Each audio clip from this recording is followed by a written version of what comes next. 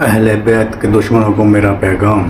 अहले बैत के जितने भी दुश्मन हैं और जहाँ कहीं भी हैं उन सबको मेरा ये पैगाम है।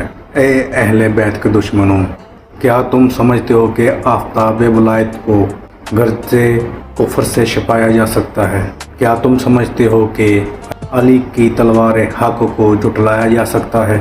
नहीं, हरगिज़ नहीं। अली, फातिमा, हसन और हुसैन ये वो मुक़द्दस चिराग हैं जो अल्लाह ताला ने जलाए हैं, जिनकी मोहब्बत को ईमान का म्यार करार दिया गया है, जिनकी दुश्मनी को कुफर का निशान ठहराया गया है। याद रखो, अहले बैत वो हस्तियाँ हैं जिनके बगैर कोई नमाज मुकम्मल नहीं, जिनकी मोहब्बत के बगैर कोई ईमान नहीं।